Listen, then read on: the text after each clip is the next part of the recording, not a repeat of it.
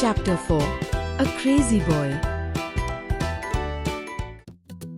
Soapy moved uneasily on his bench in the Madison Park. When birds begin to fly in the south, and when Soapy moves uneasily on his bench in the park, you can know that winter is at hand. A dead leaf fell in Soapy's lap. It was an indication for him that winter was coming. Now he knew that he would have to make preparations for the coming winter. And, therefore, he moved uneasily on his bench. Soapy's aspirations for the winter were not very high. He was not thinking of any warm regions in the south. All that he wanted was 3 months on the Blackwell's Island. 3 months of food every day, a warm blanket at night, and a pleasant company safe from the cops and safe from the clod. These were to Soapy the most desirable things in the world. Madison Park की bench पर Soapy बेचैनी से हिला डुला रहा था। जब परिंदे दक्षिण की ओर उड़ने लगते हैं और जब सोपी पार्क में अपनी बेंच पर बेचैन होता है, तो आप समझ सकते हैं कि सर्दी आने वाली है। एक सूखा पत्ता सोपी की गोद में गिरा। यह उसके लिए इस बात का संकेत था कि अब सर्दी आ रही है। अब वो जानता था कि उसे सर्दी के लिए तैयारी करनी होगी और इसलिए वह बेंच पर बेचैन हो गया। सर्दियों के लिए सोपी की आकांक्षाएं ज्यादा नहीं थीं। वह दक्षिण के किसी गर्म इलाके के बारे में नहीं सोच रहा था। उसे बस 3 महीने ब्लैकवेल्स द्वीप पर चाहिए थे। 3 महीने का खाना, रात में गर्म कंबल और अच्छा साथ, जो पुलिस और ठंड से सुरक्षित हो। ये चीजें ही सोपी को दुनिया की सबसे अच्छी चीजें लगती थी। For years, the hospitable island had been Soapy's winter quarters. Just as his fellow New Yorkers made plans to go to Palm Beach, so did Soapy make his own plans for his annual visit to the Blackwell's Island. And now the time was come. The previous night, 3 big newspapers, placed under his coat, about his ankles and over his lap, had failed to keep him warm during the cold night in the park. So the island loomed large in Soapy's mind. There were a number of charity houses in the city. Soapy could go there and easily get his food and lodging. He would not have to pay any money. But Soapy's proud spirit hated to have anything in charity. Those people usually asked questions about one's personal life, who he was, where he lived, what he did. And Soapy didn't like anyone to meddle with his private affairs, so he thought it better to be a guest of the law. Having decided to go to the island, Soapy at once started making plans to fulfill his desire. There were many easy ways of doing this. The most pleasant one was to dine at some big restaurant and then say that he had no money. They would then hand him over to a policeman, and the magistrate would do the rest. Soapy left his bench and walked out of the park. He came to a glittering restaurant in Broadway Street. He was shaven and his coat was quite good. He was confident that he looked all right from the lowest button of his coat upward. If he could reach a table in the restaurant, success would be his. The portion of him that would show above the table would raise no doubt in the waiter's mind. सालों से वह मेहमान नवाज द्वीप सोपी की सर्दियों की ठिकाना रहा था। जैसे न्यूयॉर्क के दूसरे लोग पाम बीच जाने की योजना बनाते थे, वैसे ही सोपी हर साल ब्लैकवेल्स द्वीप पर जाने की योजना बनाता था। और अब वो समय आ गया था। पिछली रात 3 बड़े अखबार, एक उसकी जैकेट के नीचे, एक टांगों पर और एक गोद में, उसे पार्क की ठंडी रात में गर्म नहीं रख सके थे। इसलिए अब सोपी के मन में द्वीप का ख्याल जोरों से घूम रहा था। शहर में कई चैरिटी हाउस थे। सोपी वहां जाकर खाना और रहने की जगह पा सकता था। उसे कोई पैसा नहीं देना पड़ता। लेकिन सोपी के गर्वीले स्वभाव को दान में कुछ भी लेना पसंद नहीं था। ऐसे लोग अक्सर बहुत सवाल पूछते थे। तुम कौन हो? कहाँ रहते हो? क्या काम करते हो? और सोपी को ये पसंद नहीं था कि कोई उसकी निजी जिंदगी में दखल दे। इसलिए उसे लगा कि कानून का मेहमान बनना ही बेहतर होगा। जब उसने तय कर लिया कि अब द्वीप जाना है, तो उसने योजना बनाना शुरू किया। कई आसान तरीके थे। सबसे सुखद तरीका था कि किसी बड़े रेस्टोरेंट में जाकर खाना खा ले और फिर कह दे कि उसके पास पैसे नहीं हैं। फिर वे उसे पुलिस के हवाले कर देंगे और जज बाकी काम कर देगा। सोपी अपनी बेंच से उठा और पार्क से बाहर आ गया। वह ब्रॉडवे स्ट्रीट के एक चमकते रेस्टोरेंट के पास पहुंचा। उसने दाढ़ी बनवा रखी थी और उसकी जैकेट भी अच्छी थी। वो आश्वस्त था कि वो काफी ठीक दिख रहा है, खासकर जैकेट के सबसे निचले बटन से ऊपर तक। अगर वह रेस्टोरेंट की टेबल तक पहुंच जाता तो उसकी सफलता तय थी। टेबल के ऊपर दिखने वाला उसका हिस्सा वेटर को शक करने का मौका नहीं देता। And for dinner, a roasted chicken with some whiskey, thought Soapy, would be all right.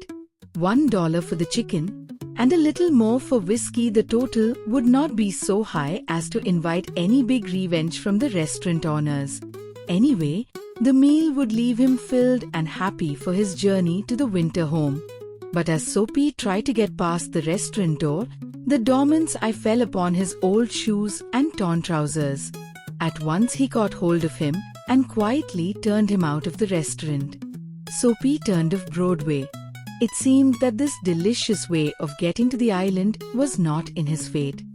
He had to think of some other route. और खाने में रोस्टेड चिकन और थोड़ा व्हिस्की। सोपी ने सोचा, ठीक रहेगा। $1 चिकन के लिए और थोड़ा ज्यादा व्हिस्की के लिए। कुल मिलाकर इतना खर्च ज्यादा नहीं होगा कि रेस्टोरेंट वाले बहुत गुस्सा हो जाएं। वैसे भी ये भोजन उसे भर देगा और वो सर्दियों के घर की ओर खुशी से जा सकेगा। लेकिन जैसे ही सोपी रेस्टोरेंट के दरवाजे से अंदर जाने की कोशिश करने लगा, दरबान की नजर उसके पुराने जूतों और फटे पतलून पर पड़ी। उसने तुरंत उसे पकड़कर चुपचाप बाहर निकाल दिया। सोपी ब्रॉडवे से हट गया। लगता था ये स्वादिष्ट रास्ता उसके नसीब में नहीं था। उसे कोई और रास्ता सोचना था।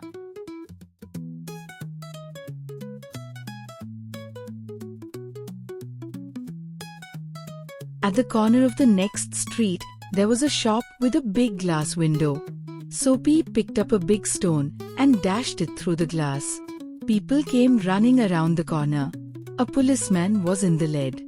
Soapy stood still, with his hands in his pockets. He smiled when he saw the policeman. "Where's the man that did it?" asked the policeman. "Don't you think I might have done it?" said Soapy with a smile. The policeman didn't take Soapy seriously. Men who break windows do not stay to talk to policemen. They take to their heels.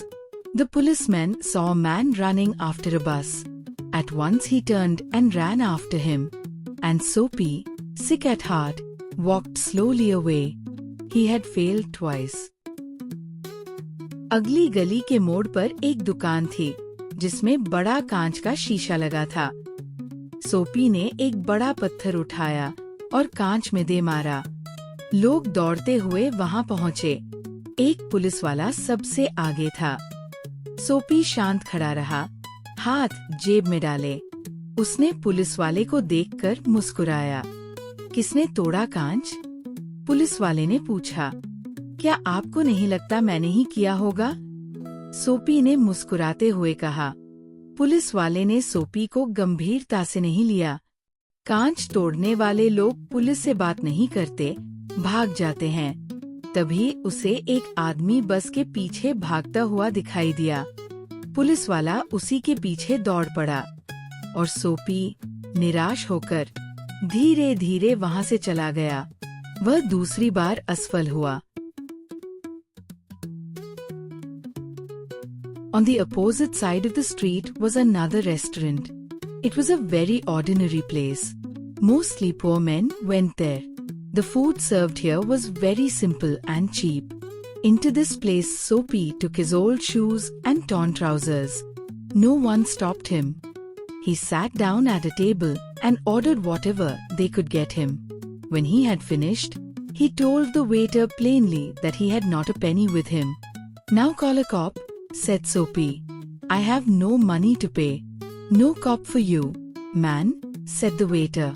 He called another waiter. The two of them picked up Soapy and threw him out on the pavement. He arose, joint by joint, and beat the dust from his clothes. Arrest seemed but a rosy dream. The island seemed very far away. A policeman who stood 2 doors away laughed and walked down the street. सड़क के दूसरी ओर एक और restaurant था। ये साधारण जगह थी, जहाँ ज्यादातर गरीब लोग आते थे। खाना सादा और सस्ता था। सोपी अपने पुराने जूतों और फटे कपड़ों के साथ अंदर चला गया। किसी ने उसे नहीं रोका। उसने एक टेबल पर बैठकर जो कुछ भी मिल सके मंगवाया। जब खाना खा लिया तो उसने वेटर से साफ साफ कह दिया कि उसके पास पैसे नहीं हैं। "अब पुलिस को बुलाओ," सोपी ने कहा। "मेरे पास देने को पैसे नहीं हैं। तेरे लिए कोई पुलिस नहीं," वेटर ने कहा। उसने दूसरे वेटर को बुलाया। दोनों ने मिलकर सोपी को उठाया और बाहर फेंक दिया। सोपी धीरे धीरे उठा और अपने कपड़ों से धूल झाड़ी। गिरफ्तारी अब एक सुंदर सपना लगने लगी थी। द्वीप बहुत दूर लगने लगा था। पास खड़ा एक पुलिस वाला हंस पड़ा और सड़क पर आगे बढ़ गया। क्या अब कोई पुलिस वाला मुझे गिरफ्तार नहीं करेगा? Was no policeman going to arrest him? The thought filled Soapy with deep fear. He would have to pass another cold night in the park. After going some distance, he saw a policeman standing in front of a theatre. Soapy thought of making another attempt. On the sidewalk, he began to yell drunken nonsense at the top of his voice. He danced, howled and raved. The policeman turned his back to Soapy and remarked to a passerby, "He's one of those college boys. Noisy, but no harm. We have orders to leave them alone." Soapy lost all hope. He stopped his useless yelling. The Blackwell's island seemed as far away as heaven itself. In a bakery, he saw a man buying biscuits. He had set his umbrella by the door. Soapy stepped inside, took the umbrella, and walked away slowly with it. The man followed him quickly. ये सोचकर सोपी डर गया। उसे एक और सर्द रात पार्क में बितानी होगी। कुछ दूरी पर उसे एक थिएटर के सामने एक पुलिस वाला खड़ा दिखा। सोपी ने फिर से कोशिश करने की सोची। वह फुटपाथ पर खड़ा होकर शराबी की तरह ऊट टांग चिल्लाने लगा, नाचने, चिल्लाने और पागलों जैसी हरकतें करने लगा। पुलिस वाले ने उसकी ओर पीठ फेर ली और एक राहगीर से कहा, "कॉलेज का लड़का है, शोर मचाता है, लेकिन नुकसान नहीं करता। हमें आदेश है इन्हें अकेला छोड़ने का।" सोपी की सारी उम्मीद टूट गई। उसने बेकार की चिल्लाहट बंद कर दी। अब द्वीप उसे स्वर्ग जितना दूर लगने लगा। एक बेकरी में उसने एक आदमी को बिस्कुट खरीदते देखा। वह आदमी अपना छाता दरवाजे के पास रखकर अंदर गया था। सोपी अंदर गया, छाता उठाया और धीरे धीरे चलने लगा। "My umbrella," the man cried. "Oh, is it?" said Soapy. "Then why don't you call a policeman? Your umbrella. Why don't you call a cop? There stands one at the corner." The man slowed his steps. Soapy did likewise. The policeman was looking at the two. "Oh, I'm sorry," said the man. "You know how such mistakes often take place. If you say it is yours, you can have it." "Of course, it's mine," cried Soapy angrily. The man went back. Soapy walked along a road that was being repaired. He threw the umbrella wrathfully into a pit. He muttered against the policeman who seemed not to arrest him. वो आदमी तुरंत उसके पीछे आया। "मेरा छाता," वो आदमी चिल्लाया। "अच्छा, तो फिर पुलिस क्यों नहीं बुलाते?" सोपी बोला। तुम्हारा छाता। पुलिस को बुलाओ। वहाँ कोने पर खड़ा है। आदमी रुक गया। सोपी भी रुक गया। पुलिस वाला दोनों को देख रहा था। ओह, माफ कीजिए, आदमी ने कहा, ऐसी गलतफहमियां हो जाती है। अगर आप कहें कि ये आपका है तो आप ही रखिए। बिल्कुल, ये मेरा ही है, सोपी ने गुस्से में कहा। वो आदमी लौट गया। सोपी एक निर्माणाधीन सड़क पर आ गया और गुस्से में छाता एक गड्ढे में फेंक दिया। वह पुलिस वालों को कोसने लगा जो उसे पकड़ ही नहीं रहे थे। At last, Soapy turned his steps toward Madison Park. The desire to go back home is universal, even if the home is a park bench. But at a very quiet corner, Soapy stopped. Here was an old church. Sweet music of the holy anthem came to his ears. Soapy felt a sudden change in his heart. He felt deep shame over the sinful life he had been living. In a moment, Soapy made up his mind. He would pull himself off the mud. He was still quite young. He could make a fresh start. That sweet music of the anthem changed Soapy completely. Tomorrow he would go into the city and find work. He would work hard and be somebody in the world. He would do honest work and...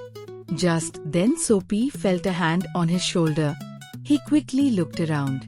A policeman stood there, holding him by the collar.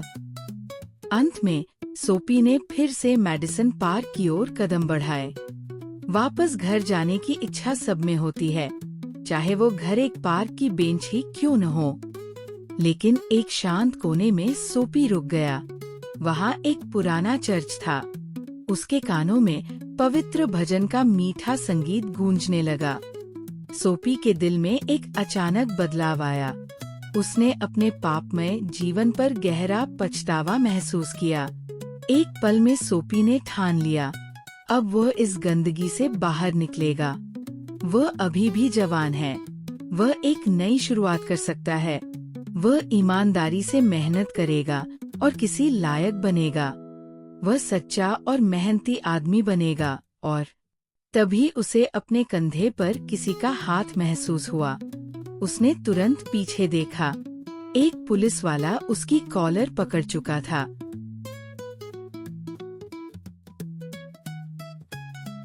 What are you doing here? asked the policeman. Nothing, said Soapy. You think I believe that? said the policeman. Full of his new strength, Soapy began to argue. And you know what happens when you argue with a policeman. Come along, said the policeman angrily. Soapy was produced in the court the next morning. 3 months on the island, said the magistrate. यहाँ क्या कर रहे हो? Police वाले ने पूछा। कुछ नहीं, सोपी ने कहा। क्या तुम सोचते हो मैं इस पर विश्वास करूंगा? पुलिस वाले ने कहा। अब अपने नए आत्मबल से भरे सोपी ने बहस शुरू की। और आप जानते हैं कि जब आप पुलिस से बहस करते हैं तो क्या होता है। चलो, पुलिस वाले ने गुस्से में कहा। अगली सुबह सोपी को अदालत में पेश किया गया। 3 महीने द्वीप पर। मजिस्ट्रेट ने फैसला सुनाया।